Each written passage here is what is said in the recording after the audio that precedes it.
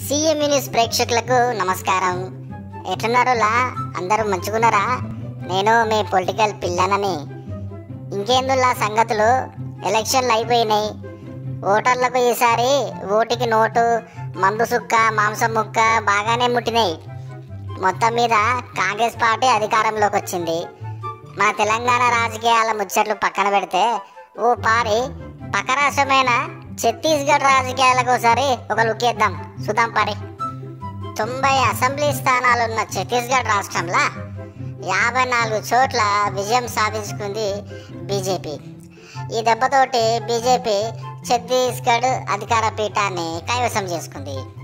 అయితే ఈ ఎన్నికలల్లో ఒక సామాన్య కూలి చేసిన పని తెలుసుకుంటే ఆశ్చర్యపోతారు మీరందరూ. ఎందుకంటే ఆ సామాన్య కూలి అలా చరిత్ర సృష్టించిండు. ఇదెందులా కూలి పని చేసుకునే వ్యక్తి చరిత్ర సృష్టించుడేంది అని ఆలోచిస్తున్నారా? జర ఓపిక పట్టుర్రి, అన్ని వివరంగా చెప్తా. ఛత్తీస్గఢ్ రాష్ట్రానికి చెందిన ఈశ్వర్ సాహు ఒక దినసరి కూలి. రెక్కాడితే గాని డొక్కాడని పరిస్థితి. ఈశ్వర్ సాహుకి ఒక కొడుకున్నాడు.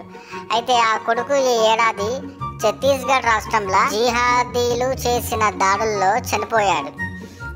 అది ఎట్లంటే ఏప్రిల్ 2023 సాజా అసెంబ్లీ నియోజకవర్గంలో బీరాన్పూర్ గ్రామంలో జిహాదీ మూకలు గ్రామంలో ఉన్న ప్రజలపై మారణ హోమం సృష్టించారు. జిహాదులు చేసిన ఈ మారణ హోమంలో 3 అమాయక ప్రజలు చనిపోయినారు. ఆ చనిపోయిన 3 వ్యక్తులలో ఈశ్వర్ సాహు కొడుకు భువనేశ్వర్ కూడా ఉన్నాడు. కొడుకు మృతిని జీర్ణించుకోలేని తండ్రి ఈశ్వర్ సాహు న్యాయం కోసం అప్పటి కాంగ్రెస్ ప్రభుత్వాన్ని ఆశ్రయించిన ఎలాంటి ఫలితం లేకపోయింది. ఈశ్వర్ సాహుకి మద్దతుగా ఆ నియోజకవర్గంలో ప్రజలందరూ బాసటగా నిలిచినప్పటికీ ఎలాంటి ఉపయోగం లేకపోయింది. ఇక ఈశ్వర్ సాహు నివసించే సాజా నియోజకవర్గం కాంగ్రెస్ ఎమ్మెల్యే అయితే కనీసం పట్టించుకోలే. దీంతో ఆ నియోజకవర్గ ప్రజలందరూ కాంగ్రెస్ ఎమ్మెల్యేకి గట్టిగా బుద్ధి చెప్పాలనుకున్నారు. అంతల్నే ఈ తాప అసెంబ్లీ ఎలక్షన్లు వచ్చినాయి ఆడ ఛత్తీస్గఢ్ రాష్ట్రంలో.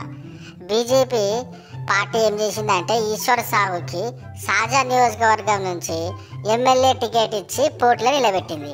ఇంకేముంది, అదే సాజా నియోజకవర్గం నుంచి వరుసగా 7 సార్లు గెలిచిన రవీంద్ర చౌబేపై ఈశ్వర్ సాహు 5,527 ఓట్లతోటి భారీ మెజార్టీతోటి గెలిచిండు.